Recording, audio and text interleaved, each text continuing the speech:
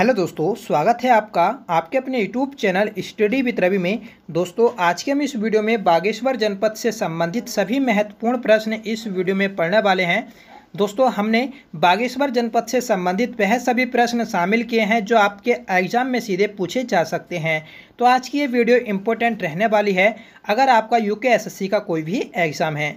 तो फ्रेंड्स, बस आप वीडियो को शुरू से लेकर लास्ट तक देखते रहिएगा, ठीक है। तो पहला प्रश्न है दोस्तों कि उत्तरायणी मेले का जिक्र 1905 ईस्वी में सर्वप्रथम किसने अपनी पुस्तक में किया था।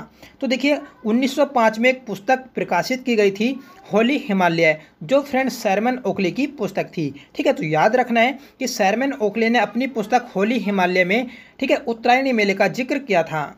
अगला प्रश्न रहेगा कि सेवा नाउल नोला स्थित है। तो फ्रेंड्स, जो सेवा नाउ नोला है तो यह बागेश्वर जनपद में स्थित है। तो सही आंसर है हमारा ऑप्शन ए। नेक्स्ट क्वेश्चन है थर्ड कि बागेश्वर में मेहरुड़ी मृग अनुसंधान केंद्र की स्थापना कब की गई थी। तो दोस्तों, बागेश्वर में स्थित है मेहरुड़ी मृग अनुसंधान केंद्र, जिसकी स्थापना 1977 में की गई थी। तो सही आंसर है हमारा ऑप्शन सी। बात करते हैं कि केदारनाथ वन्यजीव विहार, जो मृग से ही संबंधित है, इसकी स्थापना दोस्तों 1972 में की गई थी और यह चमोली में स्थित है। बात करते हैं कांचूला खर्ग, ठीक है, मृग प्रजनन केंद्र की। तो फ्रेंड्स, इसकी स्थापना की गई थी 1982 में और यह भी चमोली में स्थित है, ठीक है। फिर बाद में आता है एक अस्कोट वन्यजीव विहार, जिसमें सर्वाधिक कस्तूरी मृग पाई जाती हैं। तो इसकी स्थापना की गई थी 1986 में। फ्रेंड्स, ये जो है तो यह पिथौरागढ़ में स्थित है, ठीक है। तो यह सभी क्वेश्चन बन सकते थे मृग से।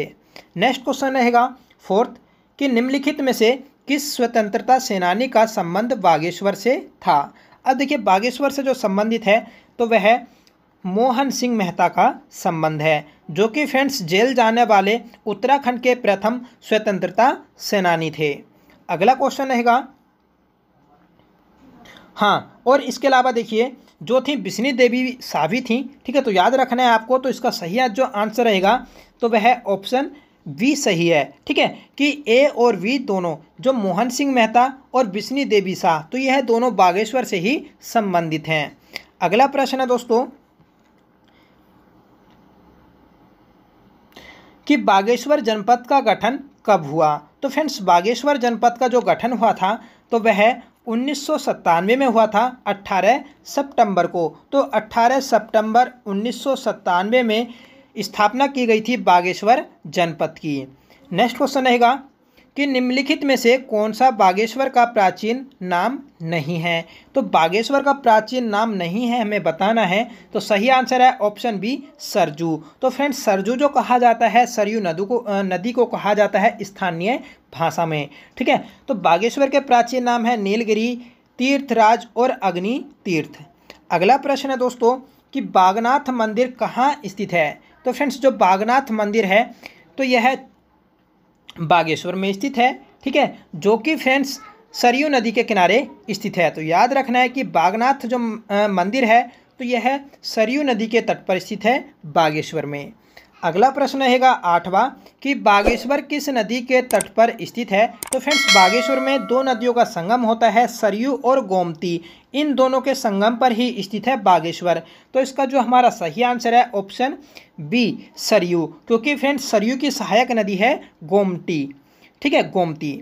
अगला प्रश्न रहेगा नवा, कोसानी नदी का उद्गम स्थल से निकलती है। अब हमें बताना है कि कोसानी नदी का उद्गम स्थल क्या है।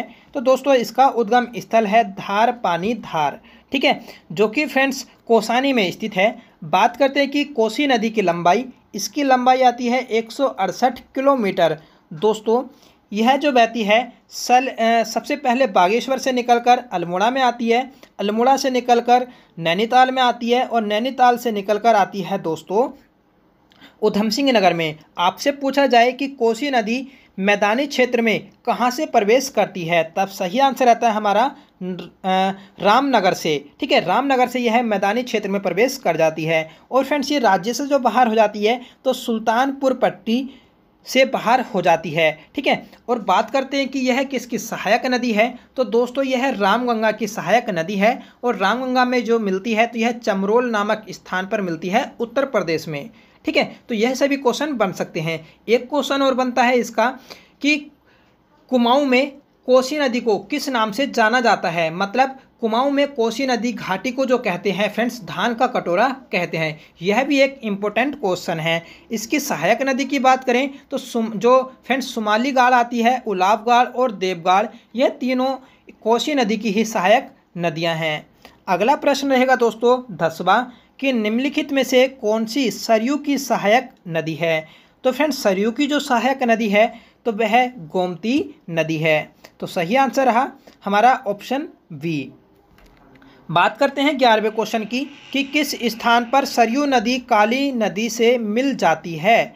तो फ्रेंड्स जो सरयू नदी काली से मिलती है तो वह पंचेश्वर में मिल जाती है। तो सही आंसर रहा ऑप्शन ए, जो कि फ्रेंड्स चंपावत और पिथौरागढ़ के सीमा पर स्थित है। ठीक है, जो पंचेश्वर है तो वह पिथौरागढ़ और चंपावत की सीमा पर स्थित है, जिसमें काली नदी में यह नदी मिल जाती है। अगला प्रश्न है 12वां कि निम्नलिखित में से कौन सी झील बागेश्वर में स्थित है। तो दोस्तों बागेश्वर में स्थित है सुकुंडा ताल। तो सही आंसर रहा हमारा ऑप्शन डी, सुकुंडा ताल। अगला क्वेश्चन रहेगा कि कफनी व सुखराम ग्लेशियर कहाँ स्थित हैं। तो दोस्तों कफनी और सुखराम ग्लेशियर जो हैं तो यह बागेश्वर में स्थित हैं। इसी के अलावा दोस्तों जो मेकातोली और सुंदर डूंगी, ठीक है, यह भी हिमनद जो हैं दोनों फ्रेंड्स बागेश्वर में स्थित हैं। तो याद रखने आपको। और एक और आता है कि राज्य का दूसरा सबसे बड़ा ग्लेशियर जो है हमारा पिंडारी ग्लेशियर 3 जनपद में फैला है। ठीक है, चमोली, पिथौरागढ़ और बागेश्वर। ठीक है, तो बागेश्वर में भी आता है पिंडारी ग्लेशियर। तो याद रखना है आपको, जो राज्य का दूसरा सबसे बड़ा ग्लेशियर है।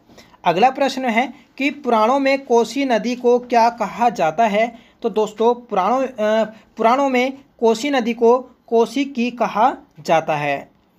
नेक्स्ट क्वेश्चन रहेगा कि कोसानी किस पर्वत में बसा हुआ है। तो फ्रेंड्स कोसानी जो है तो यह पिंगनाथ पहाड़ी पर बसा है। नेक्स्ट क्वेश्चन रहेगा 16वां कि कोसानी के संस्थापक किन्हें कहा जाता है। तो फ्रेंड्स कोसानी का संस्थापक जो कहा जाता है वह हेनरी रेमजे को कहा जाता है। तो सही आंसर है हमारा ऑप्शन सी। 17वां क्वेश्चन है कि बलना किसका प्राचीन नाम है। तो दोस्तों बलना प्राचीन नाम है कोसानी का। अगला प्रश्न है 18वां कि कोसानी में लक्ष्मी आश्रम की स्थापना किस वर्ष की गई थी।